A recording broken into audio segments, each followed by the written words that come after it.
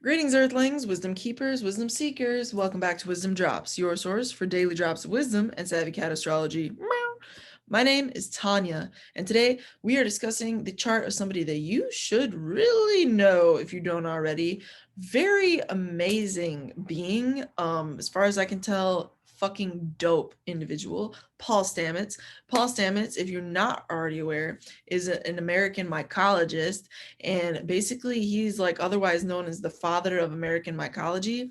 He is the mushroom dude, the fungus dude, and he is basically a leading scientist, innovator in thought, like thought leader in real, true, revolutionary sustainability. This is the cat promoting mushrooms to save our entire effing world. Literally, I am not over exaggerating. If you don't know who the hell he is, you need to know, and now you do.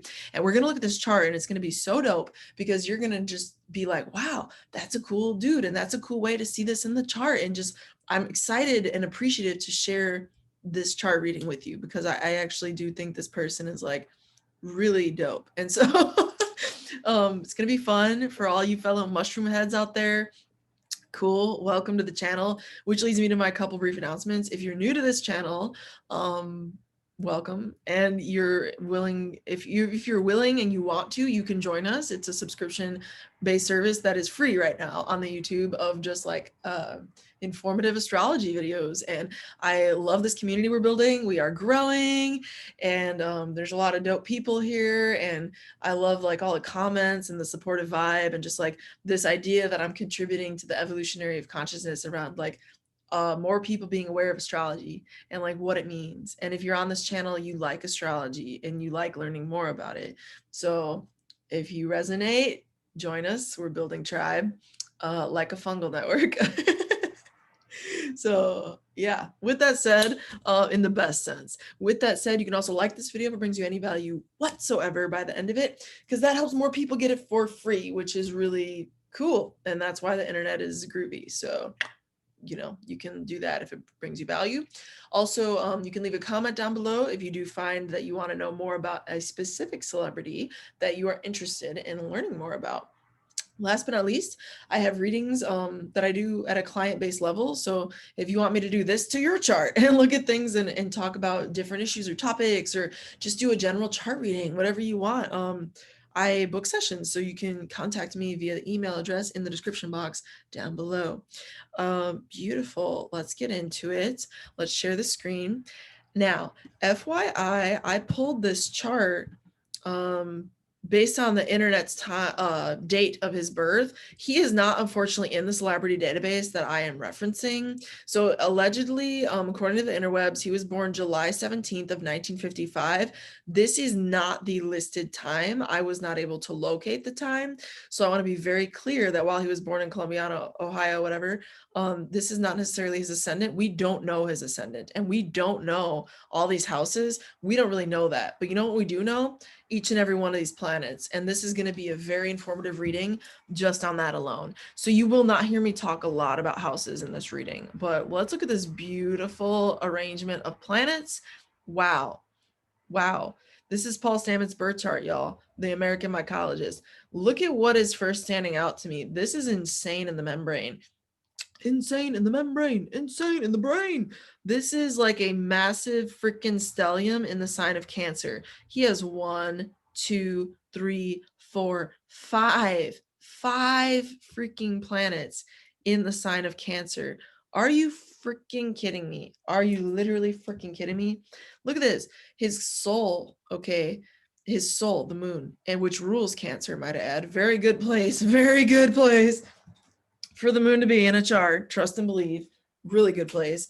He has that, his soul, his kind of baseline embodiment, his consciousness, his communications, and his intellect, and how he thinks about things. Mercury, how he approaches problems. Mercury, okay? And his love and connection planet, how he relates with people, how he wants to receive love, how he embodies love and relationship with people in general. His Venus, okay?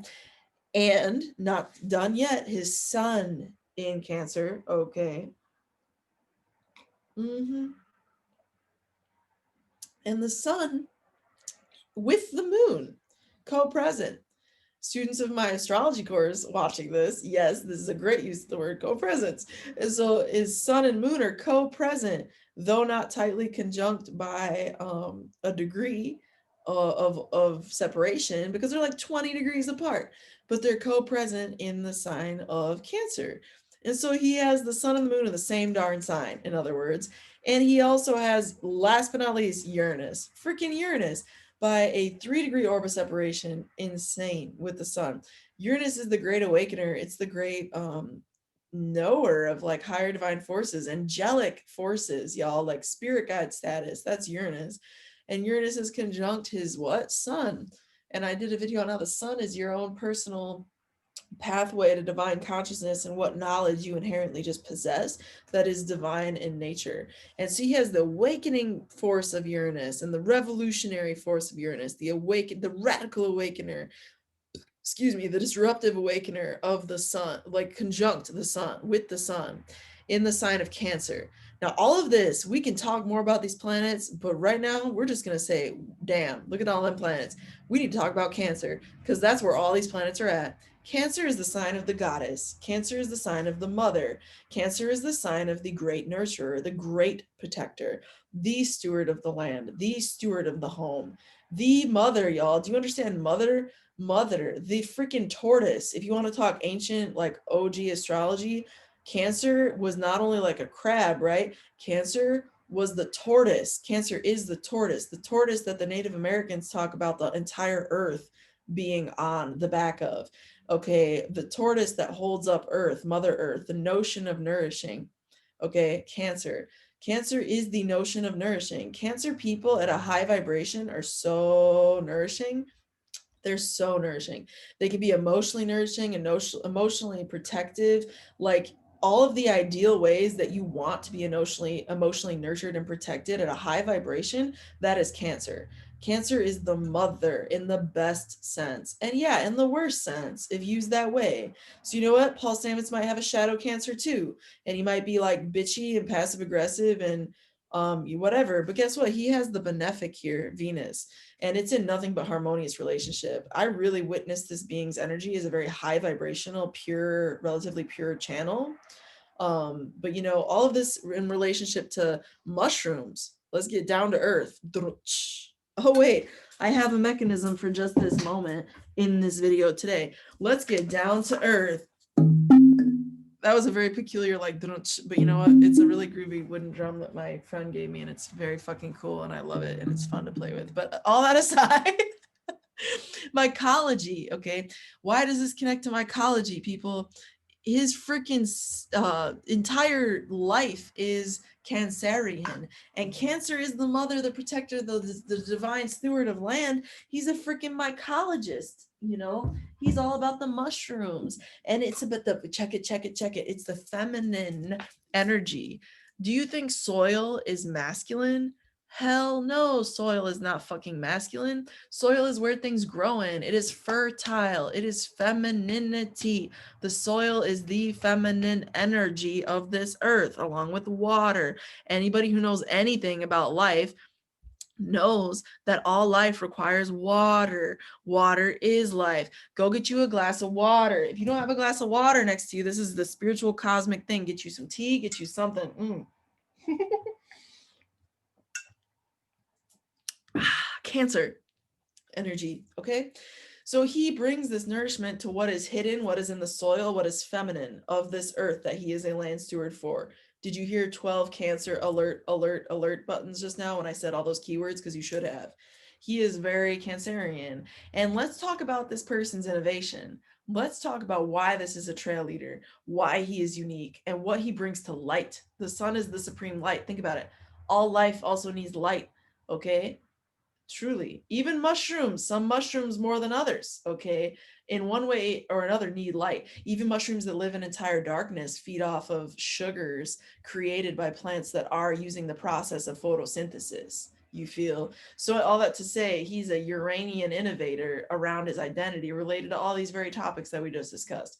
Uranus rules geniuses. Uranus rules the outliers, the freaks, the outcasts. who are zany and brainy, and that's why they're outcasted, because they're just not understood. But this is what he brings the light, and he puts it in this beautiful way that people can understand and vibe with, because look at that Venus presence there with the moon, in a way that feels nourishing and supportive, in a way that feels like a friend is delivering it to you, Mercury. Really good. And he knows how to connect people with his emotional communication as well, because that Mercury is in the sign of the moon. And so and that's a 3-degree orb, y'all. That's a super tight orb. So he really does know how to connect with people at an emotional level. He's a very powerful speaker, very powerful. And he speaks from such a humility. It's really beautiful. Now, while he speaks from a humility and it clearly possesses a certain level of that within his soul, interesting enough, he's a Mars and Leo. That is a very proud, not humble energy whatsoever. So his actions are decisive, I see this as, and his actions, he understands the merit of them, and he serves a higher good, I believe. He serves a higher power, a spiritual power. This can be further echoed by the fact that not only is Mars in the sign of Leo, but by relational house system, if you know what I'm about to drop on you, the dispositor of Leo is the sun, right? And that's in the 12th sign by relational house system from that Mars. And so from the perspective of the Mars sign, which is what we're inspecting in this example, the sun is in the 12th sign from that sign. In other words, you went around 12 times to get there. And that is a very spiritual house. The 12th house is a very spiritual house, very spiritual house. All about retreat and isolation, and also, spiritual retreat. And also his Mars is conjunct his Jupiter, which gives it a certain sense of righteousness and regality, as if Mars being in the sign that's disposited by the sun is not enough to justify that. Jupiter is the great consult to the king. And let me tell you something, Jupiter in the sign of Leo ain't in shabby dignity, honey. Jupiter likes being in fire. It feels at home. So anyway, Mars gives it a certain like regalness and he does carry himself with a bit of regality, even if it is a humble. That's one of the reasons I'm just so enamored with his archetype, because I like him from what I know of him, and everybody has their layers and everybody has their shadows, but I tend to like his humility and regalness. He balances that quite well, in my opinion. And anyway, he does things, he speaks from truth. You feel like almost like a King Arthur vibe off of him is how I interpret and understand his energy, because he speaks with conviction and boldness and fierceness, but he is underlying it all, trying to help, trying to support, trying to nurture, humanity, this, and through Earth, all this Cancer stuff, through the land. And he's of the Pluto and Leo generation. He's a little bit older, that's definitely an older awareness. That's a elder kind of energy now that we're in Pluto and Capricorn generation. So he is bringing in that wisdom and trying to transform through this God awareness, not through the name God, but through the force. He talks a lot about just regal topics that are benevolent and spiritual inherently in nature. Okay. And he is a tribe oriented being in this name, in this justice that he serves. And Neptune conjunct the midheaven is, I wish we could read that, but we can't, because we don't know his time of birth, remember, which is really challenging. But we already did a lot of reading just based on that. His North Node, by the way, BT dubs for anybody tuning in, the North Node is in Sagittarius, and Sagittarius North Node is ruled by Jupiter, and Jupiter is everything we just got done talking about, all that regality and higher philosophy, higher knowledge. This man is so intelligent, all the things he knows about freaking mushrooms. By the way, he makes a really good supplement if you're looking to get like a daily mushroom supplement. He puts together a very nifty blend, just saying. But yeah, daily immune support or community, it's good stuff. I like it. I take it all the time. But anyway, with that said, last thing I'll talk on today is his Saturn, which is in Scorpio, and sending a very interesting conversation over here to Venus. And Saturn and Venus in the ancient world, if you don't already know, now you know. If you don't know, now you know, are homies. So Saturn and Venus are homies in the ancient world. And that means still today, if we choose to understand that, it's a fact that Saturn and Venus are homies, and they get along at a classical level. They rule together the classics and what is good to be had of what is classic. And if you think of this human, this soul, what they're doing is bringing together the classics of Earth and of the transformation, Scorpio, of the healing, Scorpio, of the shamanic ability that we all possess through the window of mushrooms, of fungus, okay? Did you know that we can eat plastic with mushrooms? There's a mushroom that eats plastic. That's a real thing. And it can, better yet, live in anaerobic environments. That means environments with no air.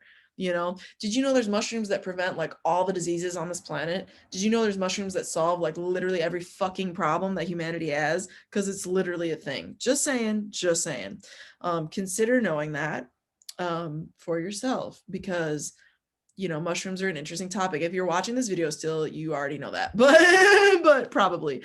But if you don't know, now you know, because we're here for both astrology students and mycologists alike. So with that said, that Saturn is really giving some positive support to do the shamanism thing, to do the healer thing, the transformation thing of Scorpio, with the Cancer thing, the land steward thing, and the beauty of it all, Venus of it all, and the earth world plane, the earth natural plane. Venus rules the natural plane of existence, the earthly goddess plane of plants and water in its most rudimentary nature form. It's all shown with Venus, okay? Why do you think Venus is in such good dignity in Pisces? You know what I'm saying? So many reasons for all of that, but I'm just leaving it with that. So this is a pretty deep dive. I'm very happy with it. And anybody who wants to like share in their like appreciation of Paul Stamets, please do in the comments down below. It's great to hear from people who are on really woke stuff and want to talk about it with others. That's fun. Yeah, so anyway, thanks for being here. Thanks for all your love and support. And yeah, with that said, through next time, until next time, may the stars be with you. Peace.